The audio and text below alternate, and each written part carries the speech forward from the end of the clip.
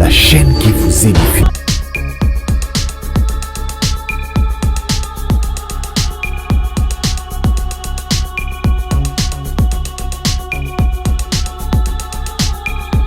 Baluka nzambe te babandi kosolola na ngai oyebisanga ke ezana démon moko ya kombo ya makiona. Makiona, cela veut dire eza ba miracle fabriqué, ba miracle monté. Yango oyo basali ya nzambe ebele bakoti na biloko wana. Tango na moni yango naye kosutuka na bandi kobondela na butu nde nzambe abandi kososolisa ngai.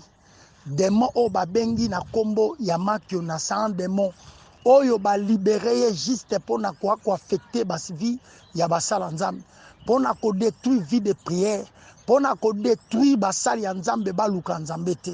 Lelo ekomi basali na nzambe aye une église ayebi déjà nombre ya bakoka ko telemisa, ayebi déjà nombre ya ba prophétie ko loba na bato. Bien-aimé, nous on est des prophètes. Tuyaka ko dénoncer. Un prophète est là pour annoncer ou dénoncer de mauvaises choses. Alors, tant on a... La chaîne qui vous édifie.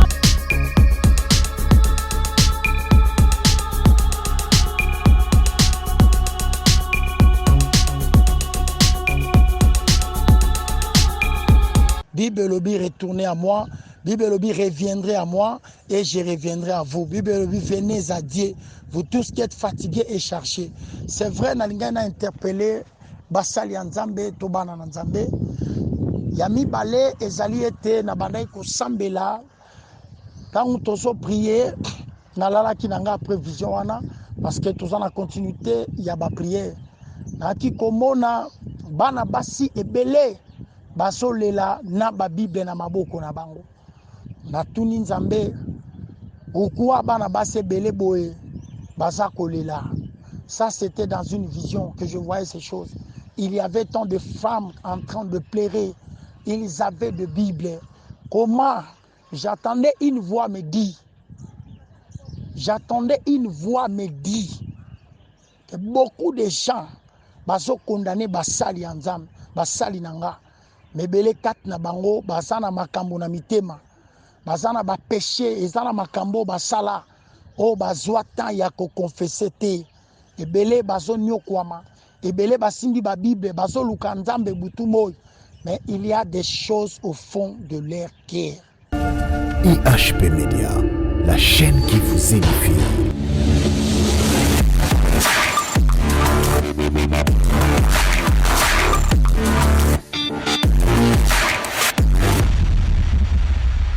Vraiment bonjour na bandeko nyonso balandi ya EHP Media, balandi nyonso ya YouTube, internet partout beaucoup sala.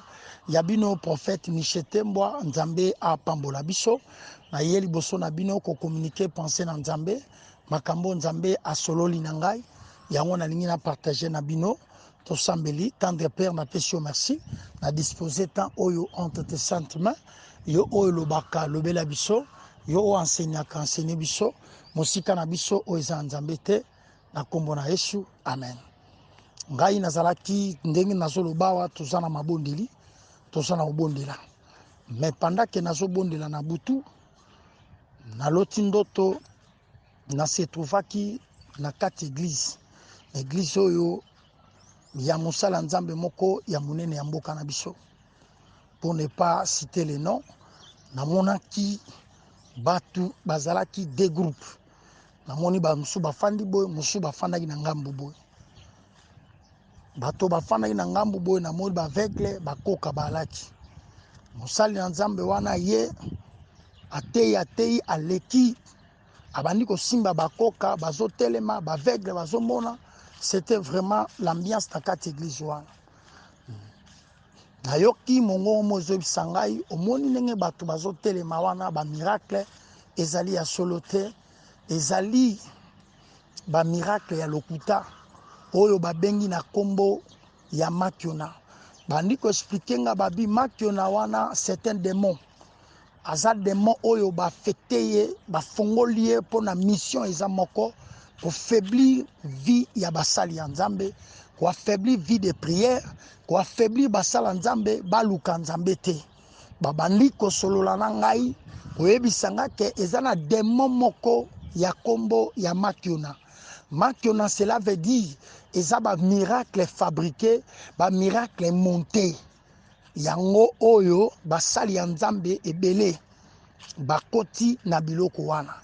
Tango na moni yango na eko sutuka na bandi kobondela na butu nde nzambe abandi kososolisa ngai. Démon o babengi na kombo ya Makiona, c'est un démon oyo ba libéré juste pour na ko affecter bas vie ya basala nzambe, pour na ko détruire vie de prière, pour na ko détruire basali ya nzambe baluka nzambe te. Lelo ekomi basali na nzambe aye une église ayebi déjà nombre ya bakoka kotelemisa, ayebi déjà nombre ya ba prophétie koloba na bato. Bien-aimé, nous on est des prophètes. Toyaka ko dénoncer. Un prophète est là pour annoncer ou dénoncer de mauvaises choses. Alors, tant on a moni makambu o nabi na kokanga yango nga mokote, il faut na transmettre yango bana na nzambe. Na moni kolo koebisanga ikende loba likambo. Basali ya nzambe bandeko na ngai to songela nzambe, nzambe wa bengi biso, nzambe o lansaki biso appel. J'en appelle bande konanga basali ya nzambe nga o nazoloba nazapi meilleur que binote, mais dis-moi nazui quand même révélation grâce wana ko comprendre ba jeto ba système ya satana pona ère ya suka o tozanango. Bible lobi le diable s'enchaque qu'il a peu de temps. Ba binanga démon wana Makiona ba libérer ye pona ko détruire ba foi surtout ya basali ya nzambe. Oko remarqué baskala tozalaka na ba sacrifice basala nzambe bazo se sacrifier, mais mingi lelo sacrifice koma moins. Mupepe wane uti kota ba Nigeria e uti ba pays anglophone lelo ekoti pe na kati ya mboka na biso. Alors tangu nazoloba kaka te pona Congo, mais ça kwanga c'est un démon o ba libérer ye na mokili. Ba miracle to moni même na bandeko na biso mso ba Nigérien to moni ba image comment bazozwa mutu baza ko déguiser ye de manière que basala miracle moko fabriqué. Donc cela veut dire ce sont le diable et son équipe. Le kola tozana moment o ya suka, le diable veut détruire l'œuvre de Dieu. Alors à commencer par les hommes de Dieu. Lelo basali ya nzambe baza susu zele ya koluka nzambe te. Baza susu zele ya kokot souci ya ba âme eza lisusu penza te à cause parce qu'il yebi déjà na yebi o na koloba na yebi miracle na kosala. Yango koloba ete biso toza basakoli. Toza pona ko dénoncer mabe. Donc tant que mabe zali faut to dénoncer. Na monaki vision wana na kati église ya mosali moko ya monene ya nzambe na niveau ya limité. Moye natanga kombo na ye ezalité pour ne pas créer n'importe quoi ou n'importe comment. Donc vraiment menalizu makasi oyo pour na ko interpeller basali ya nzambe bana na nzambe. Toluka nzambe ya solo nzambe ya salaka. Nzambe ya bantoma azali. Tomoni même ba lilingi ya Paul ezobiki ba lili ya Pierre ya ba Paul ezobiki sabato. Bazozo ba linge bazotia Paul bazotia ba maladi bazobika. Bible lobi il est le même hier aujourd'hui éternellement. Nzambe wana abongwanite les hommes de Dieu bana na nzambe toluka nzambe ya solo. Toluka solution ya solo et pas na nzambe.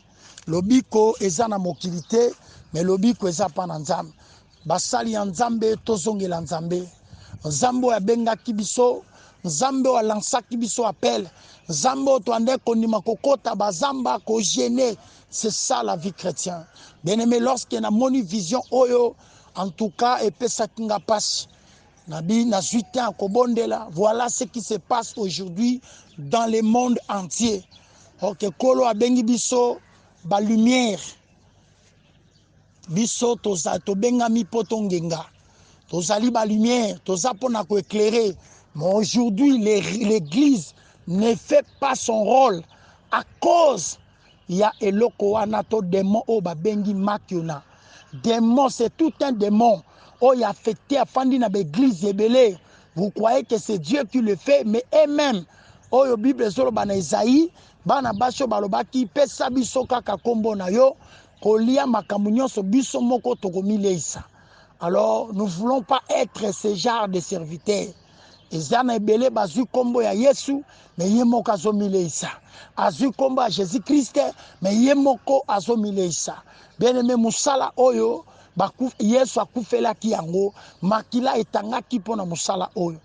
Vraiment, c'était le message que j'avais vu pour l'église corps du Christ, l'église de partout.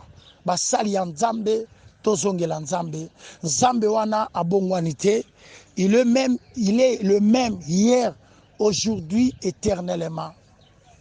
Vraiment, on a l'ingaki na partagé na bandeko, vraiment basali ya Nzambe, tozongela Nzambe na biso, tozana souci ya ba âme okola pesi biso parce que tokotuna malikola ba âme wana. Tozongela Nzambe ya solo, la puissance de Dieu est réelle. L'évangile elle-même a sa puissance. La puissance de Dieu est réelle. Tozongela Nzambe wana, Bible lobi retournez à moi, Bible lobi reviendrez à moi et je reviendrai à vous. Bible lobi venez à Dieu, vous tous qui êtes fatigués et chargés. C'est vrai, Nalingana a interpellé Basali Nzambe, Tobana Nzambe. Yami Bale, Ezali ete, Nabanaï Kosambela. Quand on a prié, nalala ki nanga prévision wana parce que tous en la continuité il y a ba prière. Na ki komona bana basi ebele basolela na ba Bible na maboko na bango. Na tuni Nzambe okuwa bana basi ebele boye baza kolela. Ça c'était dans une vision que je voyais ces choses. Il y avait tant de femmes en train de pleurer. Ils avaient de Bible. Comment? J'attendais une voix me dit. J'attendais une voix me dit que beaucoup de gens baso condamné basali Nzambe, basali nanga. Mebele kat na bango basana makambo na mitema. Basana ba péché, ezana makambo basala. O bazwa temps ya ko confesser te. Ebele baso nyokwama. Ebele basimbi ba Bible baso luka Nzambe butu moy. Mais il y a des choses au fond de leur cœur. Bible lobi na biso na 1 Jean 1:9 balobi c'est lui qui babi si nous confessons nos péchés, il est juste et fidèle de nous pardonner et de nous purifier de toute iniquité. C'est vrai, namona ki basi ebele na ba Bible bazolela. Mais une voix me dit que basi omoni bazolela malgré ba oluka ngai mais bazana ba makambo oyo ba confessate. Ebele bazawana bimana bandeko na ye ba insecte salama ayiba mbongo ya bato aya nango poto abota akosela mobali zemi mosusu awangana zemi na ye atie mwasi zemi awangani yango. Il y a beaucoup de choses bato ebele Nzambe ko faire comprendre ngabuni bato baolela eza bato bazoluka Nzambe mais ils ont des choses oyo bango ba commettre na vie na bango. Bazui temps ya ko confesser yango te. Ebele bokolanda ngai ozana makambo osala na vie na yo lelo ozotambola de prophète en prophète, de pasteur à prophète. C'est parce que tu as des problèmes dans ton cœur. Soko lobi ozonga 10 ans passés na yo, 20 ans passés, 5 ans passés, oko comprendre makambo na zoloba. Bien aimé, et loko ce qui est vrai ebele bazana mitema na mamitema na bango bazana ba makambo. Je voyais des femmes avec des Bibles. Et belé pele lazo luka mwana. Mais basemi boni oyo longola.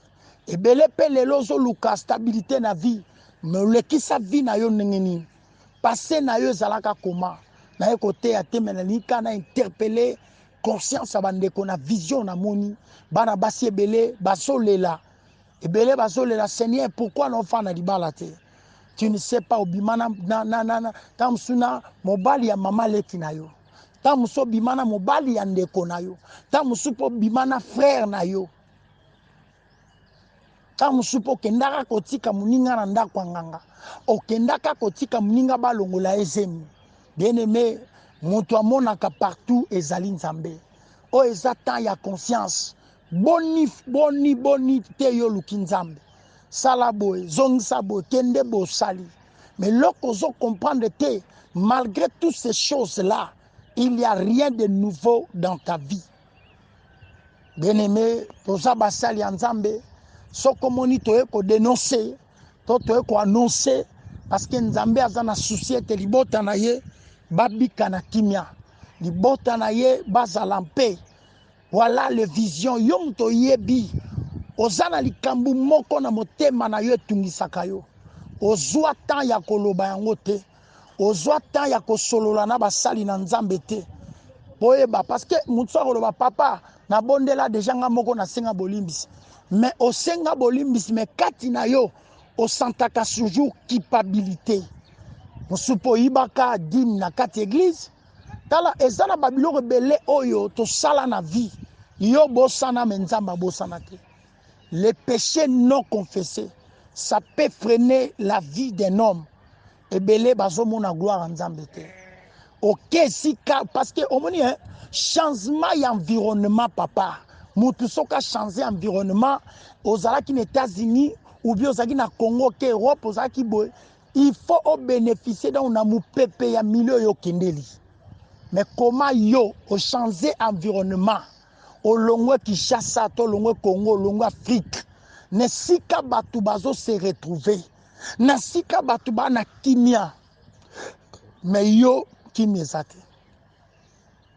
Mais au changer environnement obi ndekoso aux occasions olandanga obi soki muto changer environnement olongwe na Londres oke na Bruxelles olongwe na Bruxelles olongwe na Canada ou États-Unis tala o eza o nga na yebi fo changement kota changement nanu ya lié changement nyonso ya environnement nzamba aki na capacité ko pambola Israël na nyonso na kati Égypte mais lokolo ezalaki mboka na ye te environnement na ye déplacement wana kaka basalaki kokoma na bango na nkana efongola makambo ozo rendre compte malgré déplacement na yo malgré ça na mboka wana malgré changer partout au komi na junior malgré longo junior au komi na nani mozo comprendre te makambo eza kaka eloko moko omoni na vie soko eza ko changer environnement otiki papi otiki godé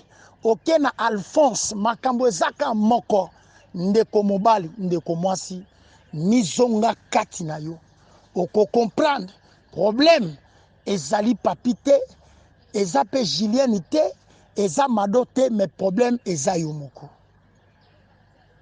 yango na vision na monaki ebele bazo mitungisa au changer environnement au changer lié mais ta vie ne change pas malgré boy oyo bina boya mado na kende pas songolo malgré o remarqué na kati ya vie na yo o boya ta 3 ou 4 mibale mais les choses ne changent pas o remarqué que na vie na yo au longwe Londres oye France ok wapi ok Hollande ok soki wapi mais loko so remarqué ta vie ne change pas.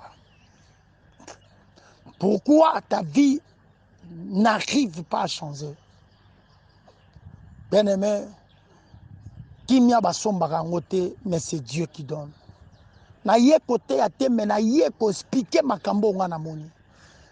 C'est vrai, on ne peut pas livrer le message au Italie Mboka. Mais tant ou pe, n'a su ba message ebele, n'a su message ya mécène moko. Mécène moko mnene o Italie a soutenu ba mission mokili. Na monié bazo lelaye aza pembe. Lui n'est pas un blanc, aza métis. Ba yembaka trop. Mais na monié akufi bazo lelaye. 2 fois déjà en goyo.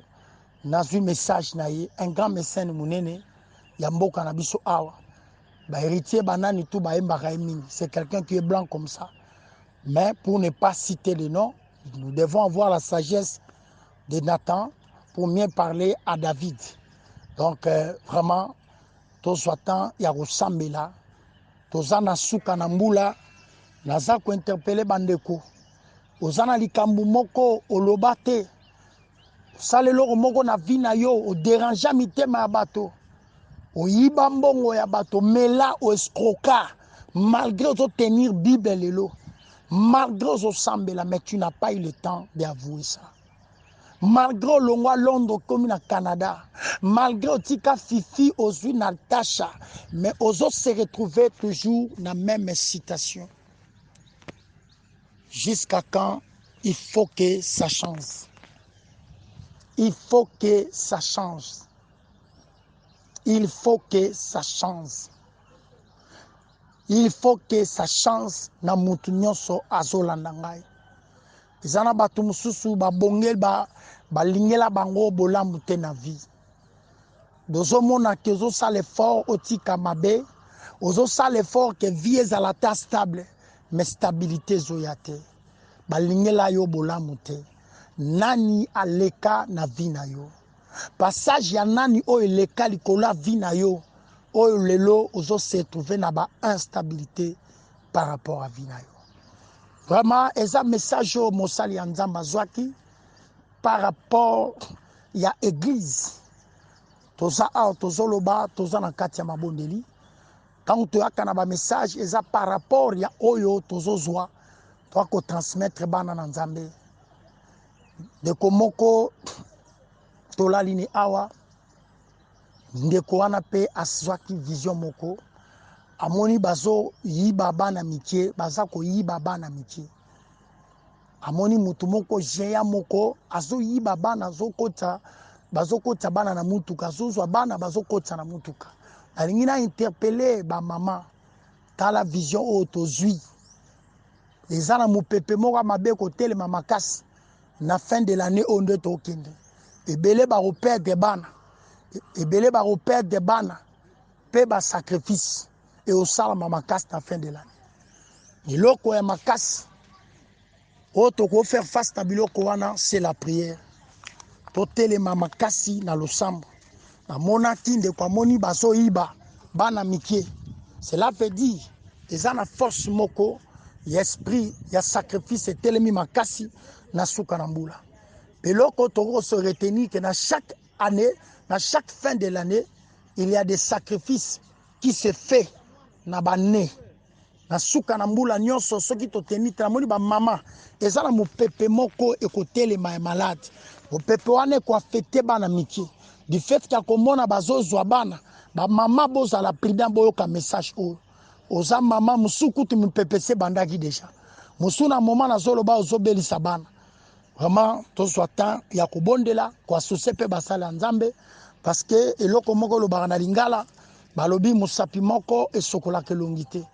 Alors les hommes de Dieu sont là, biso toza awa, toza na kati ya prière, toza au bon de la Nzambe, de manière que Nzambe a éclairé